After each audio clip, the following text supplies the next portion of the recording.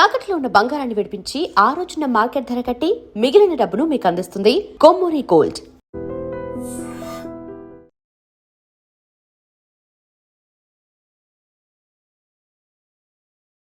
Welcome to I dream.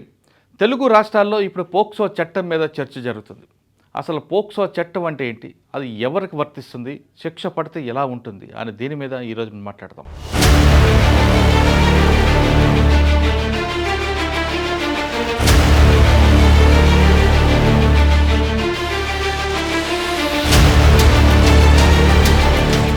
POCSO act, protection of children from sexual offence act.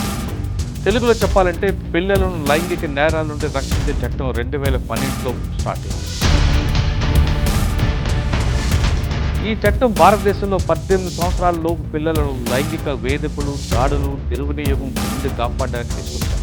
POCSO చట్టం ఎందుకు తీసుకొచ్చారు? పిల్లలపై పెరుగుతున్న నేరాల నుంచి కాపాడారు.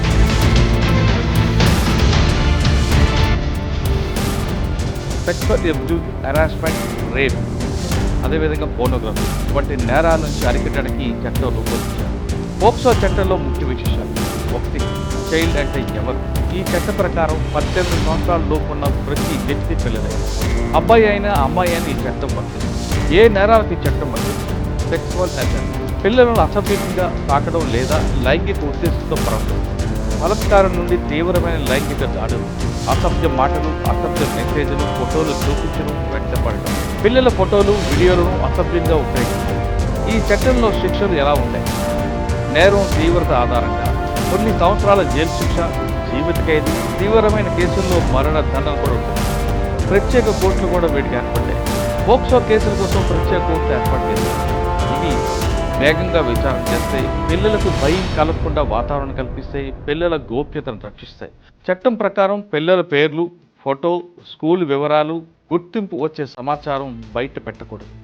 అలానే కంప్లైంట్ ఎవరైనా ఇవ్వచ్చు. తల్లిదండ్రులు, టీచర్లు, బంధువులు, పొరుగువారు ఎవరైనా సమాచారం తెలిసిన వ్యక్తి ఫిర్యాదు చేయవచ్చు. ఫిర్యాదు చేయకుండా దాచిపెడితే కూడా శిక్ష ఉండొచ్చు. పిల్లలతో ఎలా విచారణ చేస్తారు? పోక్సో చట్టం పిల్లల్ని భయపెట్టడం కూడా విచారణ చేయాలని చెబుతుంది. ఉదాహరణకు, సాధారణ దుస్తుల్లో మహిళా పోలీస్, పిల్లల ఇంట్లోని స్టేట్మెంట్, స్నేహపూర్వకంగా ప్రశ్నలు అడగడం. సింపుల్గా చెప్పాలంటే పోక్సో యాక్ట్ అంటే పిల్లలపై జరిగే నేరాలను అరికట్టడానికి భారత ప్రభుత్వం తీసుకొచ్చిన కఠినమైన చట్టం. పిల్లల భద్రత, గౌరవం, భవిష్యత్తు కాపాడడం దీని ముఖ్య ఉద్దేశం.